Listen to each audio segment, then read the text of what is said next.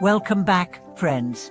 It's always a joy to have you here on the channel, and today's topic goes to the very heart of Buddhist practice and personal transformation.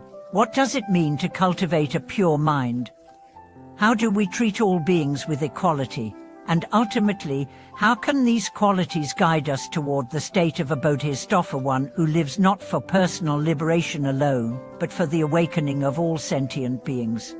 These are not abstract ideals. These are practical, deeply human aspirations. In a world marked by division, comparison, and constant mental noise, the journey toward purity of heart and equality of perception is perhaps the most courageous one we can take. So today, let's walk that path together. Let's explore what it means to live with a clean heart and equal regard for all, and how doing so transforms not just our spiritual lives, but every moment of our existence. First, let's talk about purity of mind. When we hear the word purity, we often think of something sterile or removed from life. But in the Buddhist sense, purity doesn't mean absence of experience, it means freedom from distortion. A pure mind is not free from thoughts or emotions, but free from attachment to them.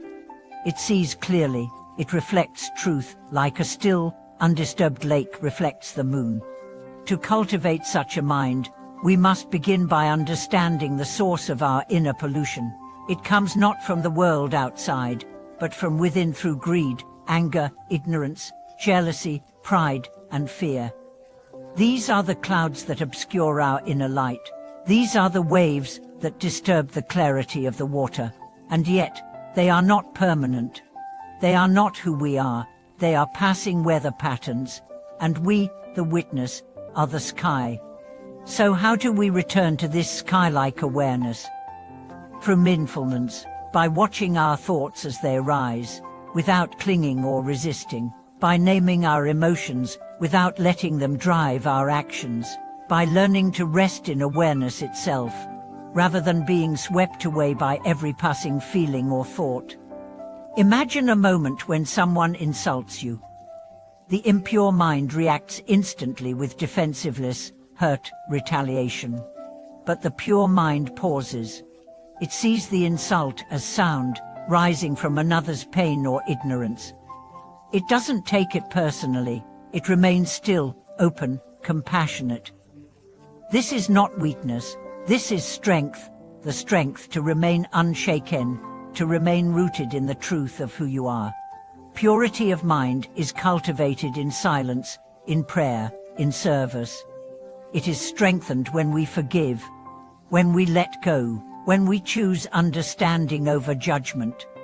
It's not something you achieve once and for all. It's a way of being, practiced moment by moment. Now let's explore the second part of our journey, equality of mind. In Buddhism, this is often called equanimity dom samatha. It is the ability to hold all beings, all experiences, all conditions in equal regard. Not because everything is the same, but because everything is worthy of compassion. The Bodhisattva looks upon a king and a beggar with the same kindness. They see the suffering behind wealth, the dignity behind poverty. They don't rank beings by usefulness, beauty, intelligence, or status. They see beyond appearances, beyond roles, beyond duality. This is equality, not sameness, but sacred regard for all. In our daily lives, it's easy to fall into comparison. We treat those who agree with us kindly and those who oppose us coldly. We are drawn to attractive people and avoid the unpleasant. We crave praise and shrink from criticism. This mental bias clouds our perception and contracts our heart. But when we train in equality of mind, we begin to see with new eyes. The colleague who annoys you becomes a mirror of your impatience. The stranger who smiles at you becomes a teacher of joy. The criminal, the addict, the enemy, they all become reminders of the suffering we too are capable of. And so, we bow inwardly to each, not in agreement, but in recognition. Equality of mind is born from deep wisdom, from seeing that all beings want happiness just as you do, that all beings suffer just as you do, that beneath every mask lies the same essence. And so, we begin to soften, to include, to embrace. This is the mind of the Bodhisattva.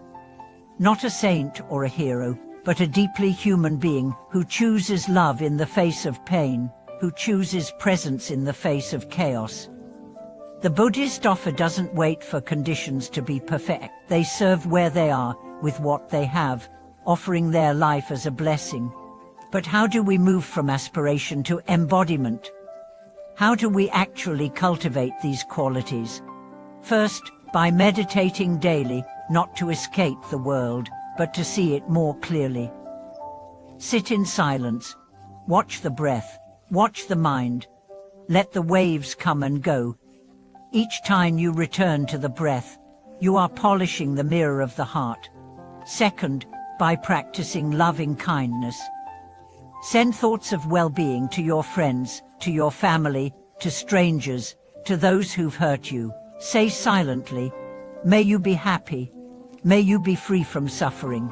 This isn't magic. It's training the heart to open. Third, by living ethically. Speak truthfully. Act kindly. Spend less. Give more. Choose honesty over comfort, humility over ego, service over self. Each act shapes the soul.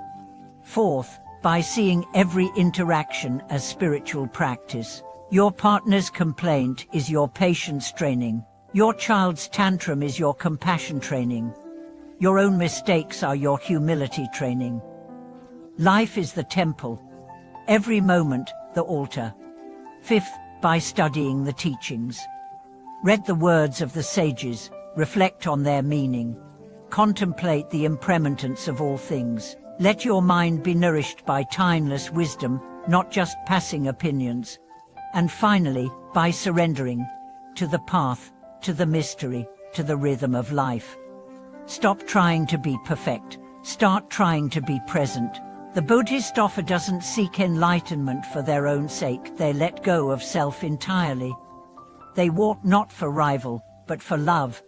And here's the secret. The more you practice purity and equality of mind, the more you discover that these are not traits you have to create. They are your natural state.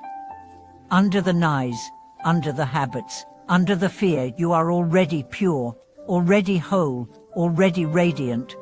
All practice does is uncover what's been there all along. So whether you're just beginning this path or have walked it for decades, remember this: every breath is a return. Every moment is a chance to begin again, and every act of love, however small, moves you closer to the Bodhisattva heart. Thank you so much for watching this video.